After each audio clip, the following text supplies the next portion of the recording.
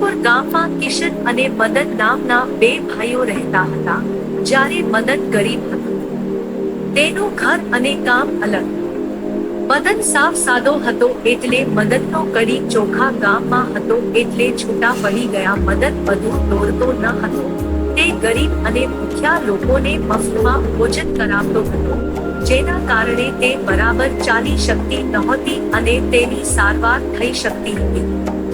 શહેર, જેના માટે મદનને 2 લાખ રૂપિયાની જરૂર હતી, પરંતુ મદન પાસે તેની પુત્રીની સારવાર કરાવવા માટે પૂરતા પૈસા નહોતા અને તે આનાથી ખૂબ જ ચિંતિત હતા. શું કરવું?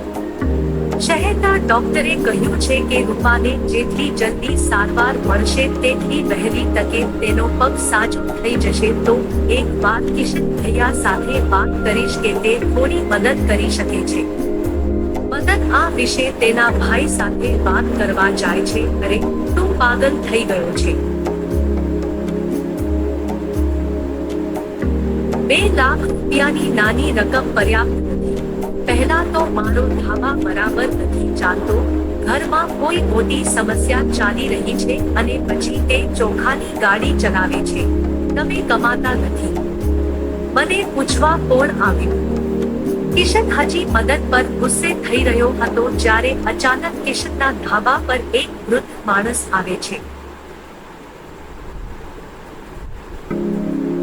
વૃદ્ધ માણસ: ભાઈ, મને ખાવા માટે આપો, મને ખૂબ ભૂખ લાગી છે. ભગવાન તમારું ભલું કરે.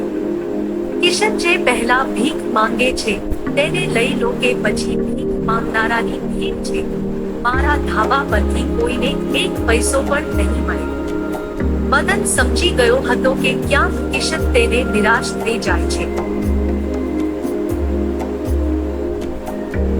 મદન: હે બાબા, રાહ જુઓ, મારી કાર્ડ નજીકમાં છે. ત્યાં આવો, હું તને કંઈક ખવડાવીશ. આ કઠણ ભાત છે, તું ખાય છે અને તારા ઘરે પણ લઈ જા. ભગવાન તને જીવનની દરેક ખુશી આપે. સખત ચોખા.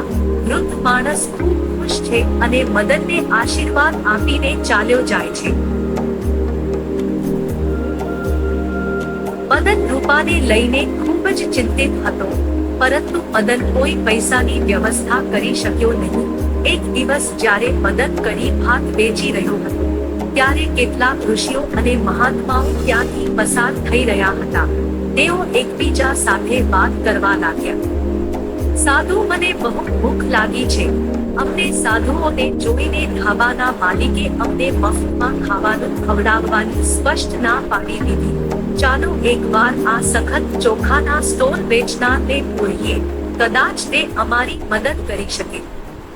હા, પૂછીને જોઈ લઈએ, નહીં તો ભૂખ્યા પેટે મંદિર તરફ જઈશું. દીકરા, મને બહુ ભૂખ લાગી છે, તમે અમને કંઈક ખવડાવી શકશો? મદન: હા મહાત્માજી, એ મારું બહુ સદભાગ્ય છે કે તમે મારા ગરીબ ગાડામાંથી સખત ચોખા ખાશો. તમે બધા અહીં બેસો, હું તમારા બધા માટે કડી ચોખાની થાળી તૈયાર કરીશ. મદનના ગાડામાંથી સખત ચોખા ખાઈને સાધુ મહાત્મા સંતુષ્ટ થઈ જાય છે. સાધુ, તમે ખરેખર ખૂબ જ દયાળુ છો અને તમે ક્યાંક દુઃખમાં છો. અમને તમારું દુઃખ કહો.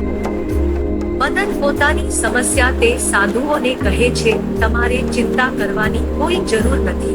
અમે તમને એક મંત્ર જણાવીશું જેની મદદથી તમે જ્યારે પણ કઢી અને ભાત બનાવશો તો તે બમણા થઈ જશે અને તેનો સ્વાદ પણ ખૂબ જ સારો આવશે. આનાથી તમારું વેચાણ શરૂ થશે.